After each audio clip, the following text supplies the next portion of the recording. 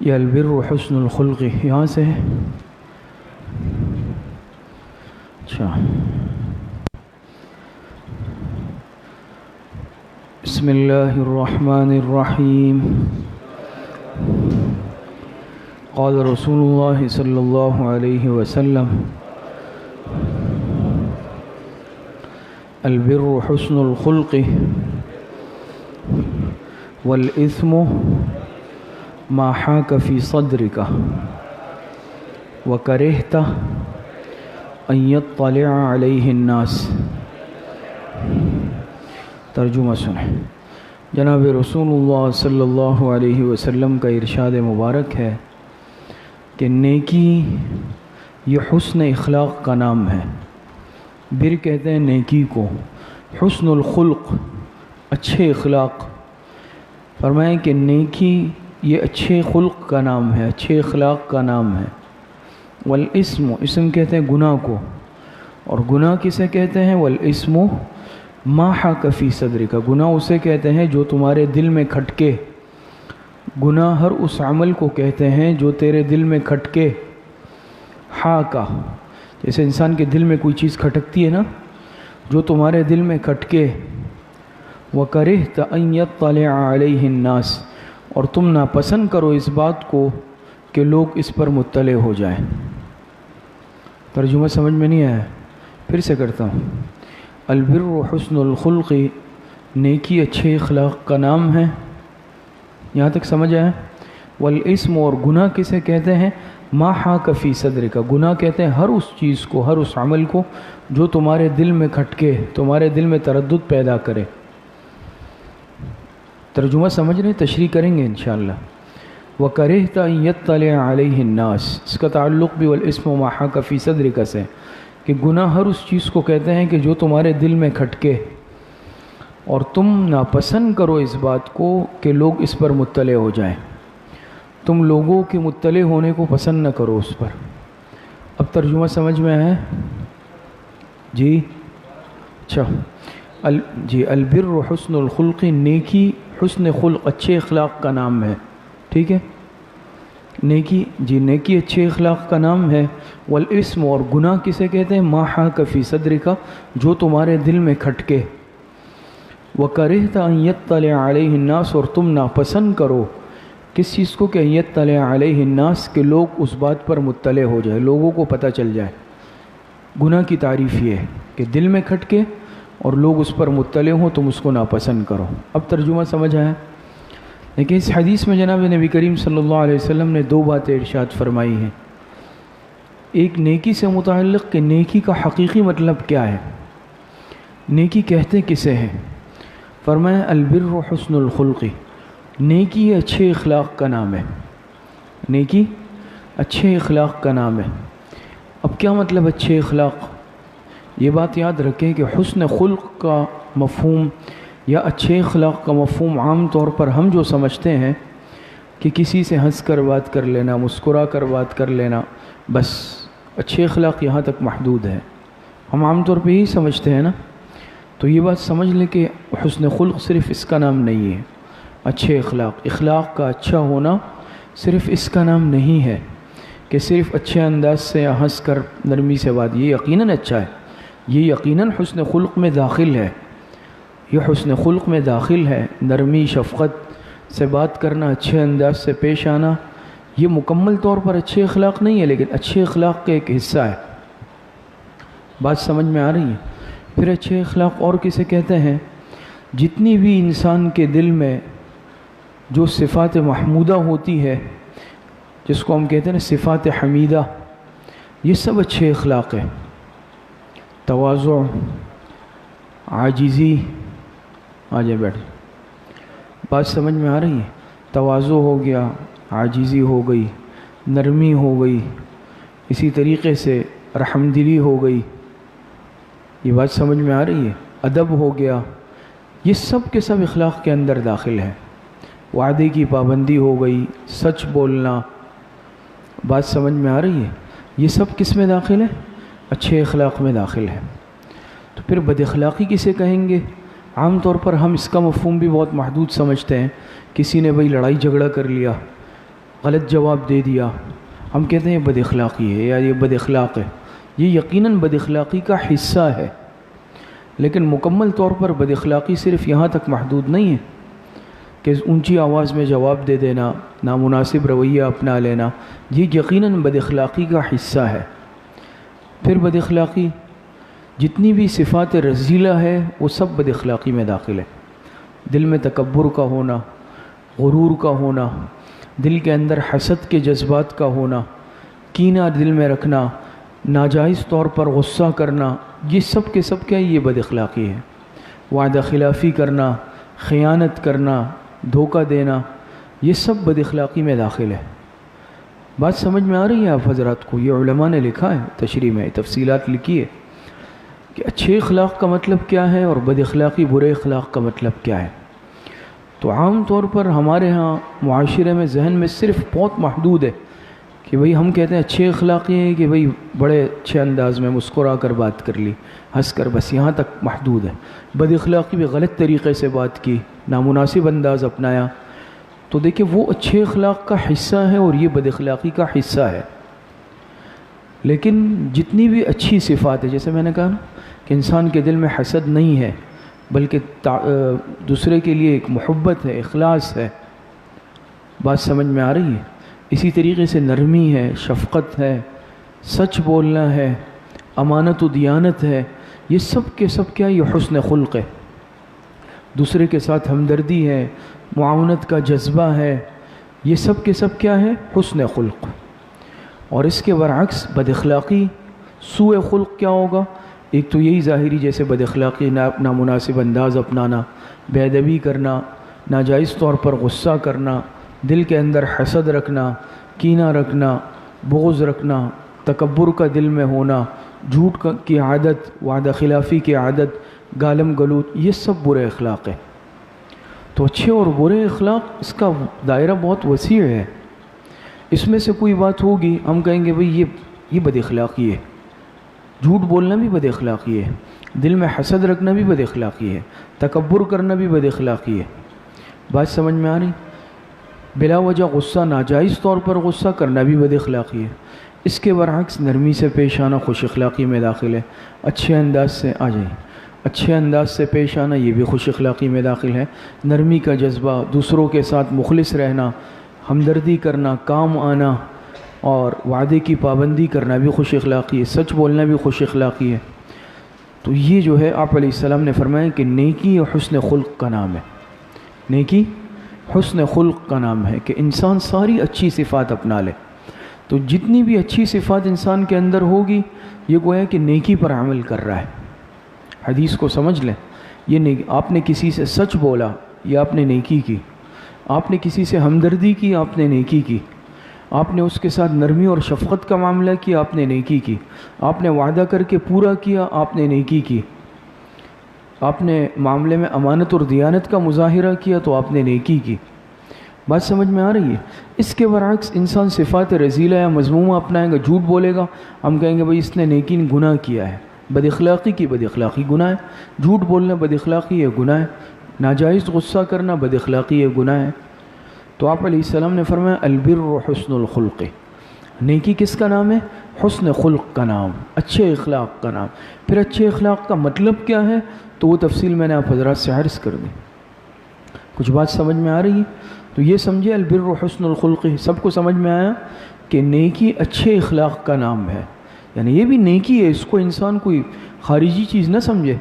انسان جتنی بھی اچھی صفات اپنائے گا اور اس کو اپنے اندر پیدا کر کے اس کا اس سے اظہار ہوگا، اس کو نیکیاں ملتی رہے گی.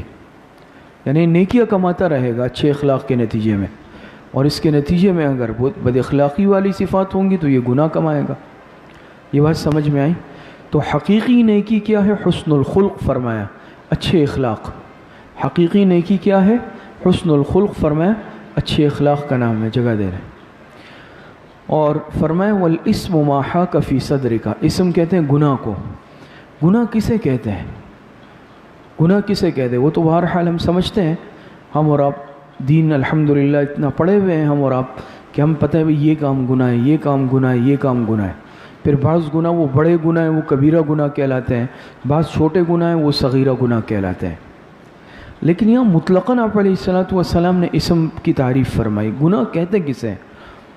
دیکھیں ایک چیز وہ ہے کہ جس کا اچھا ہونا، نیکی ہونا بالکل بداہتاً معلوم ہے، اللہ اور اس کے رسول نے فرمایا کہ یہ کام کرو، یہ کرو، یہ کرو، ثواب کا کام ہے، ہم کہیں گے یہ نیکی ہے۔ بعض وہ کام ہے جس سے شریعت نے صراحتاً روکا ہے، تو سب کو پتہ ہے یہ گناہ ہے۔ بعض کام وہ ہوتے ہیں تیسری قسم کہ جس کا برا ہونا بداہتاً معلوم نہیں ہوتا، جس کا برا ہونا یا مذموم ہونا بالکل وضاحت سے معلوم نہیں ہوتا، تو اس سے متعلق فرمائیں کہ ہر وہ عمل جو تمہارے دل میں کھٹکے سمجھ لو یہ برا ہے، یہ برا کام ہے۔ اب ضروری نہیں ہے کہ شریعت میں واضح طور پر اس کی برائی ذکر کی گئی ہو یا آپ کو معلوم ہو، لیکن اللہ پاک نے ایمان والوں کو ایک نور فراست دی ہوتی ہے دل میں۔ ایمان کی بدولت، ایمان کی برکت سے دل کے اندر ایک نور ہوتا ہے، ایک فراست ہوتی ہے ہر ایمان والے کے پاس، اور اسی کی برکت سے انسان جب کوئی غلط کام کرتا ہے، نامناسب کام، یعنی وہ کام ایک گناہ کبیرہ تو نہیں ہے لیکن اچھا نہیں ہے، تو انسان کے دل میں ایک تردد آتا ہے، میں نے اچھا نہیں کیا۔ بات سمجھ رہے ہیں نا؟ میں نے اچھا نہیں کیا، یہ جو دل میں کھٹک رہا ہے نا بار بار، یہ وہ ایمان ہے۔ ایمان کی برکت سے وہ عمل کھٹک رہا ہے تو آپ سمجھ لیں کہ یہ غلط ہے، یہ گناہ ہے۔ ایک نشانی یہ ہے، دو نشانیاں بتائیے، گناہ کی دو نشانیاں ہیں، اور گناہ بھی وہ گناہ کہ جس کا بالکل گناہ ہونا بداہتاً معلوم بھی نہ ہو، اس کی بھی دو نشانیاں۔ ایک تو یہ کہ جس کا ہمیں صاف پتہ ہے، قرآن میں حدیث میں منع ہے، زنا ہے، بات سمجھ میں شراب نوشی ہے، اسی طریقے سے چوری ہے، ڈاکہ ہے، یہ سب ایسے گناہ ہیں کہ ہر ایک کو پتہ ہے یہ گناہ ہے۔ تکبر ہے، حسد ہے، کینہ ہے، بغض ہے، یہ وہ گناہ ہے، سب کو پتہ ہے گناہ ہے۔ بعض عمل وہ ہیں کہ جو ایسے ہیں کہ سمجھ میں نہیں آ رہا کہ کروں یا نہیں کروں، بعض دفعہ ایسا ہوتا ہے نا، لیکن انسان اگر اس کو کر کے دل میں تردد ہے، دل مطمئن نہیں ہے، آپ سمجھ لیں کہ یہ غلط ہے۔ والاسم ما حاک فی صدرک، گناہ اس عمل کو کہتے ہیں جو تمہارے دل میں کھٹکے، انسان کا دل اس سے مطمئن نہ ہو۔ دوسری نشانی وَكَرِهْتَ أَن يَطَّلِعَ عَلَيْهِ النَّاسِ، ایک نشانی کیا ہے گناہ کی کہ انسان کے دل میں کھٹکتا ہے، وہ انسان بے چین رہتا ہے کہ یہ اچھا نہیں ہوا ہے یا میں اچھا نہیں کر رہا ہوں، میرا یہ فیصلہ غلط ہے۔ بات سمجھ میں آ رہی ہے؟ دوسری نشانی وَكَرِهْتَ أَن يَطَّلِعَ عَلَيْهِ النَّاسِ، تم یہ بات ناپسند کرو کہ لوگ اس کے بارے میں مطلع ہو جائے، ہم پسند نہ کریں کہ لوگوں کو پتہ چلے، ہم اس کو چھپانے کی کوشش کریں۔ نیک عمل کے چھپانے کی کوئی کوشش نہیں کرتا، نہ نیک عمل کو چھپانے کی ضرورت ہوتی ہے، اس میں انسان تھوڑی شرمندہ ہوتا ہے۔ انسان کو جب شرم محسوس ہوتی ہے، شرمندگی ہوتی ہے، تو وہ برے کام سے ہی ہوتی ہے یا غلط کام کے نتیجے میں ہی ہوتی ہے، اور شرمندگی کی وجہ سے انسان چھپاتا ہے۔ تو جب چھپا رہا ہے، شرمندگی محسوس ہو رہی ہے کہ بھئی اس کو پتہ نہیں چلے، اس کو پتہ نہیں چلے، سمجھ لیں یہ کام ہے ہی غلط۔ بات نہیں سمجھ میں آ رہی ہے؟ اگر میں صحیح کر رہا ہوں، میں ایک اچھا کام کر رہا ہوں، تو میں کیوں چھپا رہا ہوں؟ پھر تو چھپانے کی ضرورت نہیں ہے۔ لیکن میں اگر کسی کام کو چھپانے کی کوشش کر رہا ہوں، میں ناپسند کر رہا ہوں کسی کو اس کا پتہ چلے یا کوئی میرے سامنے اس کا تذکرہ کرے، مجھے برا لگ رہا ہے، تو سمجھ جاؤں کہ میرا وہ کام صحیح نہیں تھا، میں اسی لیے مخلوق سے چھپانے کی کوشش کر رہا ہوں۔ بات سمجھ میں آ رہی ہے؟ بات سمجھ میں آتی ہے؟ تو بعض عمل ایسے ہوتے ہیں کہ جس کا کرنا اچھا نہیں ہوتا، اور ایک حدیث مبارکہ میں بھی آتا ہے کہ آپ علیہ الصلوۃ والسلام نے ارشاد فرمایا، اس زار الطالبین میں آ گئی ہوگی، آ جائے گی، کہ من حسن اسلام المرء ترکہ ما لا یعنیہ، انسان کے ایمان کی خوبی میں سے یہ بات ہے کہ وہ لا یعنی کاموں کو بھی چھوڑ دے۔ بعض کام ایسے ہوتے ہیں نا کہ وہ لا یعنی ہوتے ہیں، وہ بیکار ہوتے ہیں، اس کا نہ دنیاوی فائدہ ہوتا ہے نہ اخروی، نہ دینی نہ دنیاوی، اس کو کہتے ہیں لا یعنی۔ اور ایمان والے کو لا یعنی سے بھی روکا گیا ہے۔ جب لا یعنی سے روکا گیا ہے تو پھر وہ کام جو لا یعنی کے درجے سے بھی آگے کا ہو، جس میں گناہ کا عنصر ہو، جس کو ہم چھپانے کی کوشش بھی کر رہے ہیں اور شرم محسوس کر رہے ہیں اس کے کرتے ہوئے، اس کام کو چھوڑ دینا چاہیے۔ کچھ بات سمجھ میں آ رہی ہے؟ تو دو نشانیاں، نیکی کے متعلق تو بات آپ کے سامنے آ گئی کہ البر حسن الخلق، جتنی بھی اچھی صفات ہیں وہ سب اچھے اخلاق ہیں، اور اچھے اخلاق یہ نیکی ہے۔ اور گناہ کی دو نشانیاں بتائی، پہلی کیا؟ ما حاک فی صدرک، جو تمہارے دل میں کھٹکے، جو تمہارے دل میں کھٹکے۔ بات سمجھ میں آ رہی ہے؟ بہت سارے دیکھیں کام ایسے ہوتے ہیں چھوٹے موٹے، اب مثال میں پیش کر دوں، شاید آپ کو شاید بات سمجھ میں نہیں آئی ہے. بہت دفعہ ایسا ہوتا ہے کہ دفتر میں ہم کام کر رہے ہیں، ہم طالب علم میں مدرسے میں، کوئی ایسی چیز ہے کہ وہ پڑی ہوئی ہے، مثال کے طور میں نے کہا تو عام ہے، شاید اس کو میں اٹھا لیتا ہوں، یہ تو کسی کی ہے نہیں، لیکن میں نے اٹھایا، بھائی میرے دل نے کہا کہ تمہاری تو نہیں ہے، دفتر کی ہے یا اجتماعی چیز ہے. اب میں نے جیب میں تو رکھ لی لیکن میرا دل مطمئن نہیں ہے، تو میں نے کیا کیا ہے؟ غلط کام کیا ہے. بات سمجھ میں آ رہی ہے؟ بھائی امتحان ہو رہا ہے، میں نے ذرا اس کے پرچے پہ نظر چھپکے سے ڈالی ہے، کوئی بات نہیں ہے دیکھ لیتا ہوں، لیکن مجھے دل میں یہ ہو رہا ہے کہ میں غلط کر رہا ہوں. کہ ابراہیم بھائی صحیح ہے نا؟ تو پوچھ لینا، یہ تو صحیح بات نہیں ہوگی، تو وہی سمجھ جائے کہ کام غلط ہے. ابراہیم بھائی نہیں کرتے ایسا، یہ ایک مثال دی ہے میں نے، اتفاقی مثال، ٹھیک ہے نا؟ تو ہر وہ عمل جس میں انسان کا دل پریشان ہو جائے، تردد میں پڑ جائے کہ یار جیسے ہوتا ہے نا، ہم کہتے ہیں دل میں چور ہے، فلاں کے دل میں چور ہے، ایک بات محاورہ ہے، تو یہ اسی کے لیے کہا جاتا ہے کہ میں وہ بات جب چھپا رہا ہوں یا میں چھپکے سے ایک کام کرنے کی کوشش کر رہا ہوں تو میں سمجھ لوں کہ یہ کام ٹھیک نہیں ہے. جب ٹھیک نہیں ہے تو بحیثیت مسلمان کے میں اس سے رک جاؤں. انسان کوئی قدم بعض دفعہ بڑوں کے مشورے کے بغیر اٹھاتا ہے، والدین سے پوچھے بغیر اٹھاتا ہے، اساتذہ سے پوچھے، اس طرح ہوتا ہے نا بعض دفعہ. میں وہ بات چھپا رہا ہوں، بھئی اب کیوں چھپا رہے ہیں؟ میں تو ویسے ہی چھپا رہا تھا. بھئی چھپا رہے ہیں تو مطلب ہے کہ دل مطمئن نہیں ہے، یا آپ والدین کے سامنے، بڑوں کے سامنے اظہار نہیں کرنا چاہ رہے تو کوئی بات ہوگی. یہ وہ ساری اس طرح کی چیزیں ہوتی ہیں. تو اللہ پاک نے ایمان کی برکت سے ایمان والے کو ایک نور فراست دی ہوتی ہے جو دل میں کھٹکتا ہے. خدا نخواستہ اگر ایمان سے دل محروم ہو پھر کوئی چیز نہیں کھٹکتی، پھر انسان کے لیے کوئی بھی گناہ کرنا نہ کہ وہ برابر حیثیت رکھتا ہے. لیکن یہ ایمان کی برکت ہوتی ہے کہ اگر انسان کوئی غلط کام کرتا ہے تو ایک ضمیر، جسے ہم تعبیر کریں ایک ضمیر نے ملامت کیا، یہ ضمیر جو ہے نا یہی چیز ہے، یہ انسان کو روکنے کی کوشش کرتا ہے اور یہ انسان کو مطلع کرتا ہے کہ بھئی آپ اچھا کام نہیں کر رہے. بات سمجھ میں آ رہی ہے نہیں آ رہی ہے؟ گھنٹہ کتنے بجے شروع ہوا ہے؟ 6:15 نا، 40 تک ہے. یہ بات سمجھ میں آ رہی ہے آپ حضرات کو؟ تو فرمایا وَكَرِهْتَ أَن يَطَّلِعَ عَلَيْهِ النَّاسُ، تو گناہ کی دو علامتیں ذکر کی، ایک یہ کہ جو تمہارے دل میں کھٹکے، اور دوسرا وَكَرِهْتَ أَن يَطَّلِعَ عَلَيْهِ النَّاسُ، اور تمہیں ناپسند ہو کہ لوگ اس پر مطلع ہو جائے. کیا ہو جائے؟ بہت ساری مثالیں ہیں معاشرے میں. بات سمجھ میں آ رہی ہے؟ تو یہ سب ایک مثال ہے. میں ایک مثال دیتا ہوں، جیسے بعض دفعہ ایسا ہوتا ہے بھئی کوئی نوجوان ہے، ایسی ایک عمومی مثال ہے. مثال کے طور پہ والدین سے چھپ کے گھر سے شادی کر رہے ہیں، لڑکا لڑکی شادی کر رہے ہیں، بعض دفعہ چلو وہی چھپ کے سے کسی کو بلایا کمرے میں. نکاح تو کیا ہے؟ آپ علیہ السلام نے فرمایا کہ اعلان کرو اگرچہ دف کے ذریعے سے ہو. آپ نے نکاح کے متعلق کیا فرمایا؟ اعلنوا النکاح ولو بالدف، نکاح کا اعلان کرو، نکاح اعلانیہ کرو. اب مثال کے طور پہ اگر کوئی ایسا ہے کہ وہی چھپ کے سے وہی گھر میں کمرے میں وہی کسی کو بتانا نہیں ہے اور میں تو نکاح کر رہا ہوں، صحیح کر رہا ہوں. آپ نکاح ضرور کر رہے ہیں لیکن آپ کچھ غلط بھی کر رہے ہیں. ایک بات ہے نا؟ تو انسان جس طرح کی چیزیں جب چھپانے لگتا ہے، یا جو چیز انسان مخلوق سے چھپا رہا ہے، تو اس کا مطلب یہ ہے کہ وہ چیز خالق کی طرف سے ٹھیک نہیں ہے، وہ صحیح نہیں ہے، اللہ پاک اس کو پسند نہیں کر رہے، تبھی تو آپ کا دل بھی اس کو قبول نہیں کر پا رہا، آپ مطمئن نہیں ہو رہے. تو اس حدیث سے ہمیں یہ سبق ملتا ہے کہ جو چیز انسان کو تردد میں ڈال دے، شک میں ڈال دے نا، وہ بھی چھوڑ دے انسان. شک والی چیزیں، بات سمجھ میں آ رہی؟ ایک تو وہ ہے کہ جس کا ثواب ہونا، نیکی ہونا، اچھا ہونا بالکل صراحتاً معلوم ہے. ایک وہ قسم کے کام ہے کہ جس کا گناہ ہونا، باطل ہونا، فاسد ہونا، حرام ہونا بداہتاً بالکل وضاحتاً معلوم ہے. تیسری قسم کے کام وہ ہے جو مشکوک ہے. بس آسان الفاظ میں یہ سمجھ لیں، یہ میں اپنی بات کا خلاصہ عرض کر رہا ہوں، جو مشکوک ہے. بات سمجھ میں آ رہی؟ بھائی صحیح ہے صحیح نہیں ہے، آپ کے دل میں تردد آ رہا ہے تو یہ مشکوک کام کرنا ہی نہیں ہے. بعض دفعہ معاملات ہوتے ہیں، لین دین کے معاملات ہیں، بینک کے معاملات ہیں، کاروباری معاملات ہیں، یہ معاملات ہوتے ہیں نا اس طرح. اس میں اب بھائی مجھے پتہ نہیں ہے میں کیا کروں، شاید ٹھیک ہے، ہو سکتا ہے علماء گنجائش بھی نکال لیں، لیکن جو چیز ٹھیک نہیں ہے تو چلو بھائی میں اس کو نہیں کرتا ہوں. میرے ایمان کا تقاضا یہ ہے کہ میں اس مشکوک کام کو بھی چھوڑ دوں. اب ہم اس کے لیے کتنے راستے تلاش کرتے ہیں.